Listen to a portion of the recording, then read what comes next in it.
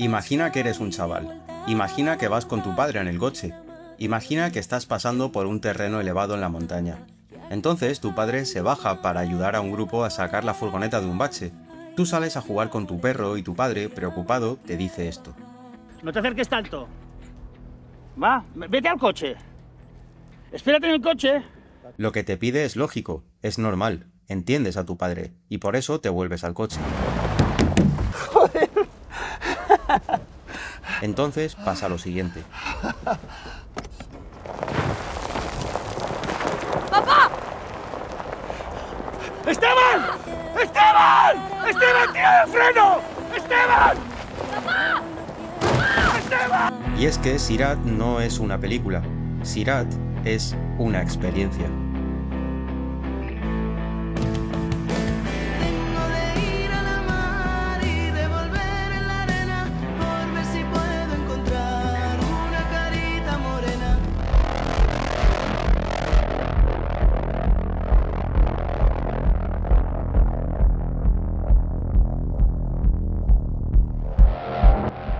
Los primeros minutos de Sirat contienen, probablemente, la clave de toda la película.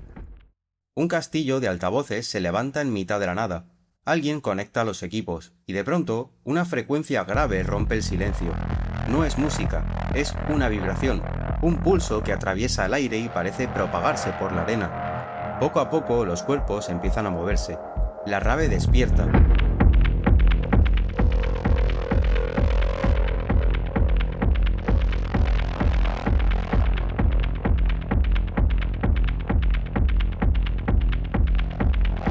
No hacen falta palabras, el sonido lo pone todo en marcha. De pronto ya no estamos en la fiesta, estamos dentro de un coche. Un niño acaricia a su perro mientras a lo lejos siguen llegando los ecos apagados de esos mismos graves. La celebración ya no se ve, solo se escucha. Y precisamente por eso se siente más presente. El sonido atraviesa la distancia y une dos espacios completamente distintos. El frenesí colectivo de la rave y el aislamiento silencioso del coche. Ahora el padre yace derrumbado en la inmensidad del desierto. La música ha desaparecido. Solo queda el viento, un viento áspero, constante, inabarcable. Y es que el sonido no acompaña la película, sino que la invade. Existe una vieja idea que ha terminado por convertirse en un lugar común, que una imagen vale más que 1000 palabras. Pero una respiración, un silencio o una explosión pueden tener una fuerza emocional mucho mayor que la imagen más espectacular. Y esto es algo que Sirat comprende a la perfección. No importa la cantidad de estímulos que reciba el espectador, sino la precisión con la que cada uno de ellos ocupa su lugar dentro de la experiencia. Hola, queridos amigos, tengo una canción para vosotros. Monsieur le Président, je vous fais une lettre que vous lirez peut-être si vous avez le temps. Sirat no utiliza el sonido únicamente para generar impacto, también lo convierte en una herramienta de transformación espiritual. Uno de los momentos más fascinantes del film aparece al comienzo. Vemos imágenes en un televisor que muestran a fieles musulmanes girando alrededor de la Kaaba, en la Meca. A continuación, la música y el movimiento se funden con el desplazamiento de los camiones por el desierto. Es entonces cuando aparece el título de la película, y el espectador comprende que ambos rituales comparten la misma esencia, la misma lógica, cuerpos que avanzan juntos, impulsados por una fuerza invisible que trasciende la voluntad individual.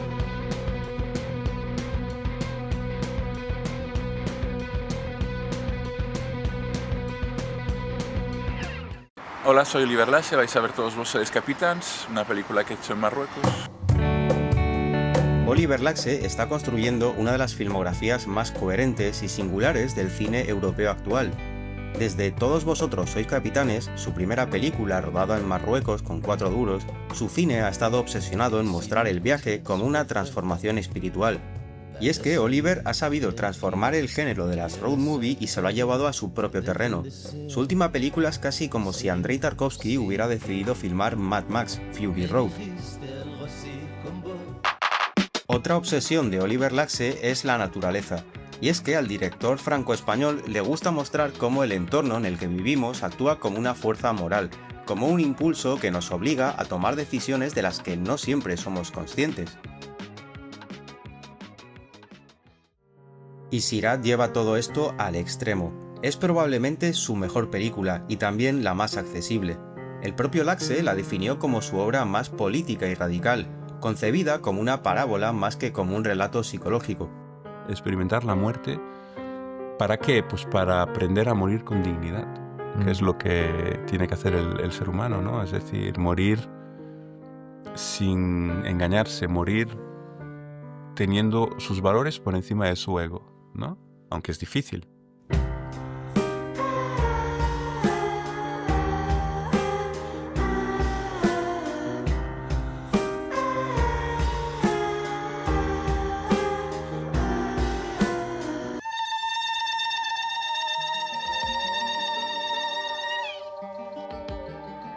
El Sirat, en la tradición islámica, es el puente que todas las almas deben cruzar después de la muerte. Un puente más fino que un cabello, y más afilado que el filo de una espada. Quienes han vivido con una fe firme lo atraviesan hasta alcanzar la salvación, pero quienes no logran mantener el equilibrio caen al abismo. Una noche de resaca al tratar de despertar. Con esta referencia inicial, la película nos invita a contemplar todo el viaje desde una perspectiva completamente diferente. Vamos a entender todo esto mucho mejor con el análisis de esta escena.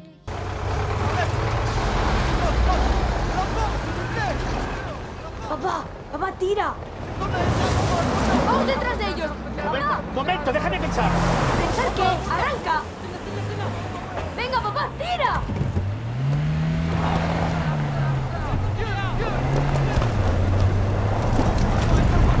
El grupo, junto al padre y al hijo, han decidido tomar un camino difícil y escarpado, debido a que huyen de las fuerzas militares del país. Sentimos cómo el paisaje es en sí un personaje amenazante y casi malvado.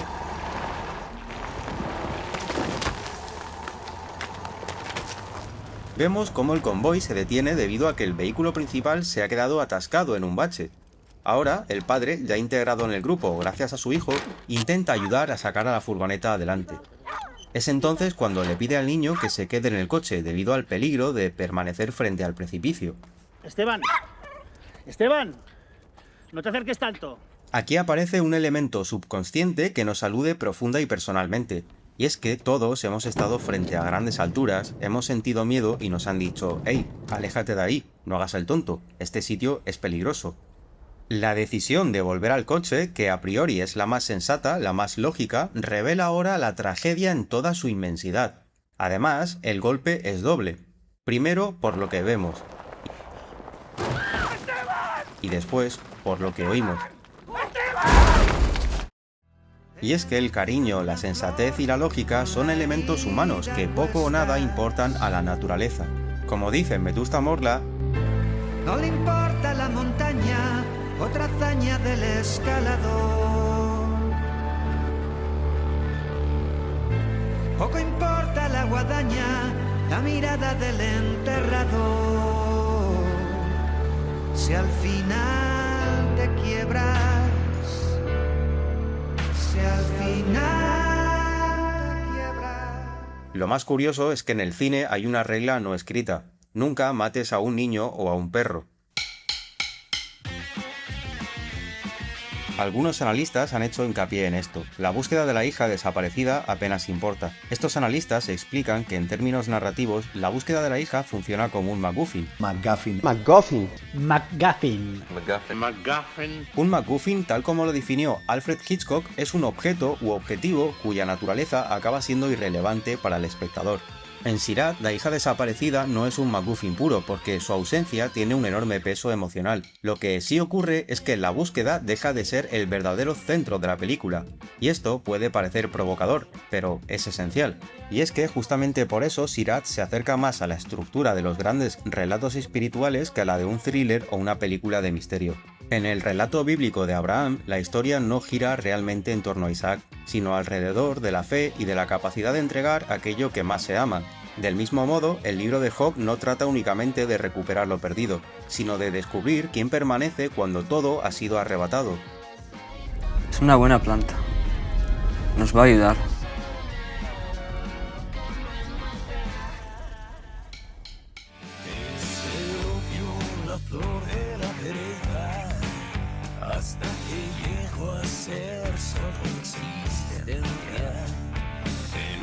En gran parte del cine, el paisaje cumple una función esencialmente narrativa o estética.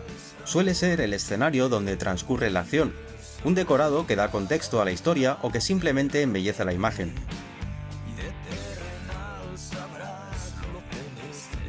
En Sirat ocurre exactamente lo contrario.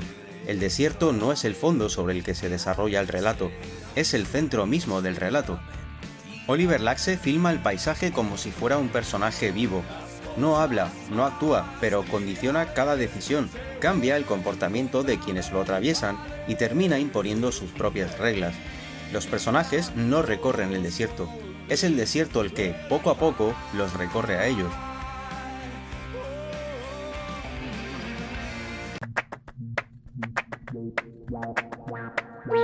A medida que la caravana se adentra en ese océano de polvo y arena, todo aquello que pertenece a la civilización comienza a desaparecer. Atrás quedan las ciudades, las normas, las instituciones y cualquier estructura capaz de ofrecer seguridad. Aquí solo hay polvo. El desierto es un espacio donde las referencias dejan de existir y el ser humano se enfrenta a una realidad desnuda, sin la protección de aquello que normalmente organiza su vida. Los ven del desierto estos. Pero ese vacío no es únicamente físico, también es interior. Cuanto más avanzan los personajes, más se erosionan sus certezas, sus vínculos y la identidad con la que iniciaron el viaje. Oye, ¿te quieres callar, por favor? Por ello, el desierto termina siendo el lugar donde las identidades se quiebran. Aquí ya no importa quién eras antes de llegar, sino en quién te convertirás cuando todo lo demás desaparezca. Pero les podemos dar un poco. Esteban, el viaje va a ser largo, ¿sabes? Y nos hará falta. Vale, pero es por ser amable, nos han dado la comida. Cuando quieres es pesado. Se lo llevó la tormenta y el tiempo, nada se pudo salvar. Uno de los grandes aciertos del film consiste en presentar la cultura rave sin caricaturas. No aparecen como drogadictos irresponsables, son, ante todo, una comunidad nómada.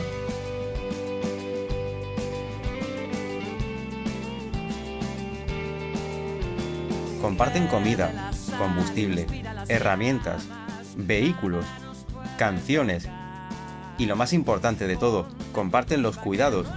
¿Qué tal de comida y agua? Bien, todavía tenemos provisiones. Aunque parezcan una tribu primitiva, se dan más amor y se tienen más respeto que en la mayoría de las familias. Además, el film nos muestra cómo en la tribu son mucho más solidarios que la sociedad civilizada que queda fuera del desierto. Aquí aparece uno de los grandes temas políticos de Oliver Laxe. Cuando el sistema desaparece, la cooperación espontánea entre las personas de carne y hueso resulta mucho más funcional y efectiva que la propia actuación del Estado. ¡Estamos en un campo de mina!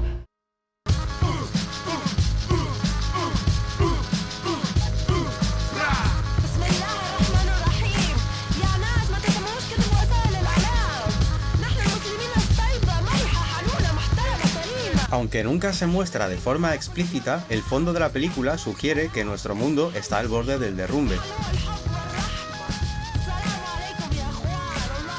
Lo vemos a través de la entrada de los militares armados en las zonas de fiesta, en esas fronteras controladas, en los desplazamientos constantes y en esa sensación del fin del mundo.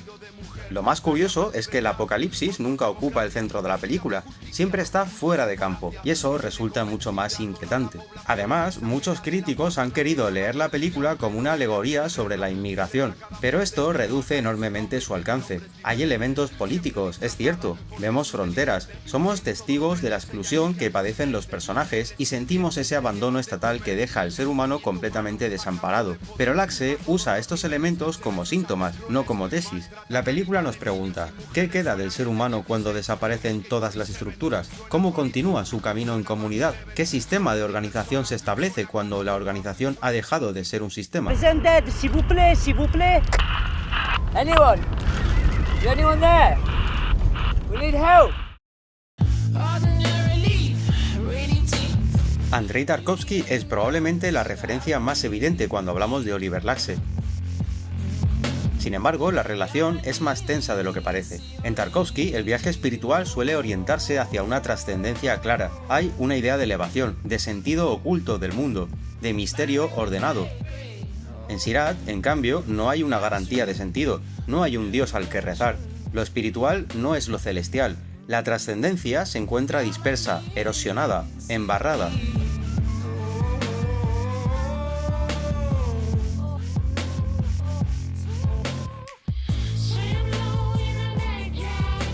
Herzog es una influencia clave, sobre todo en esa idea del paisaje como una fuerza hostil. En Herzog la naturaleza es indiferente, agresiva, el ser humano un intruso, el rodaje una forma de confrontación. En Mad Max Fury Road, el desierto es el resultado de una catástrofe. Vemos un mundo agotado, convertido en pura ruina, donde la civilización ha colapsado y derivado en formas extremas de violencia debido a la escasez y al control. Por otro lado, George Miller construye su cine desde la hiperaceleración. En Mad Max, el movimiento es constante, delirante. No hay pausa, la cámara, los vehículos, el montaje y la música trabajan como un Ferrari. En Sirat, en cambio, el movimiento existe, pero no como aceleración, sino como deriva. La caravana sí avanza, sí, pero no domina el espacio, todo lo contrario, sufren una constante pérdida de orientación.